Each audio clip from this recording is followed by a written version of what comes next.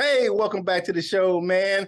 Hey, y'all know what time it is. Buckle up, buttercup, and watch your kneecaps because LL about to break it down for you on the problem we have going on right now in Detroit. Right. Well, the question that I posed is do we have a problem? In my head, I kind of seen it like Loke Dog, if you guys are familiar with Don't Be a Menace. But yeah, so I'm speaking about our rookie defensive end, our outside linebacker, James Houston.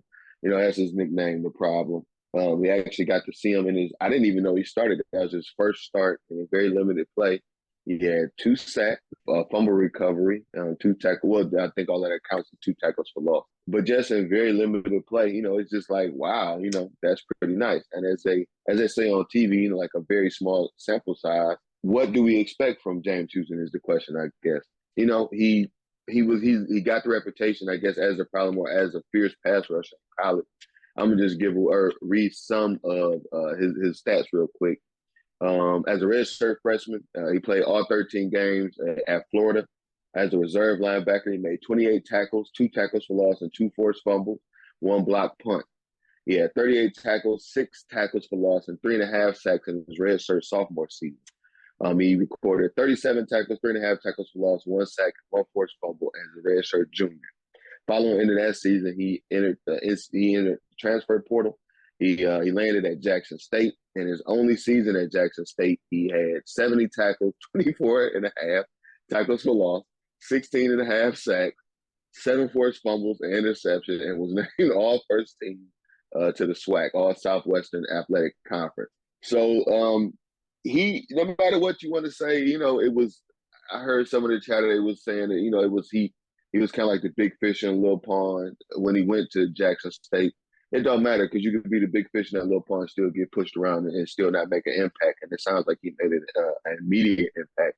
So one thing that I noticed throughout all of that is that he has a propensity for hitting the quarterback and making him fumble or just, you know, causing fumbles, forcing fumbles. So the question is, you know, like, what do we think James Houston is going to be? Is he just a situational pass rusher? Is he not probably going to be on the team next year? Shall he be around? Shall he be a diamond in the rough? And he's going to be the piece that plays opposite Aiden Hutchinson for the next 11 years. What do you guys think out there? What do you think? And this is way too early, and this is purely curiosity, purely speculation, purely conversational. But what do you guys think about James Houston? What is he going to be for this Detroit Lions? James Houston, man. First of all, I think he should be calling Coach Prime and thanking him down there at Jackson State. Because Deion Sanders and his staff got him to switch from a traditional linebacker because he was playing the middle at Florida, and he switched to an outside linebacker defensive end, man, and he was killing it down there in the SWAC. I hate the narrative that he couldn't do it at Florida because I think what they saw at Jackson State when he got there is that he was playing out of position. He was playing the wrong position. He was playing the middle linebacker. No, your talent suits you better and your size as an outside linebacker defensive end. This is where you're going to – they had to convince him because he was like, nah, I want to stick it in the middle. They were like, look, guy, this is what you're going to do because this is what your skill set is. And when you have coaches like that, it's looking out for the best players of the best interest of the players. You get a player that's drafted, you know, out of an HBCU because you look at the last few years, there's not been a lot of players that were drafted at HBCUs. But this year, we had a few that got drafted out of HBCUs, and James Houston was one of them. You look at our GM, he's an HBCU grad, you know, saying North Carolina State down here in North Carolina where I'm at. But I think his play, not just where he played, but his play on the field helped him get drafted. And if he can continue to ascend and draw double teams away from Aiden Hutchinson when he's on the field, he could be a situational pass rusher. If we need him to be that, that's what I need him to be. I need him to start taking pressure away from Aiden Hutchinson because the Bills doubled him all game. He couldn't get loose because, you know, Aiden Hutchinson can get loose because they were double, triple teaming him all game. So guess what happened? Mm-hmm. When you bring in a guy like a James Houston who can rush the passer like that, that's what's going to happen. You got 5 snaps and 2 sacks. I'm just saying. But I like the play of the young man. He's got a good motor. He's got some good size to him. You know, didn't think James Houston was that big, but he got some good size to him too.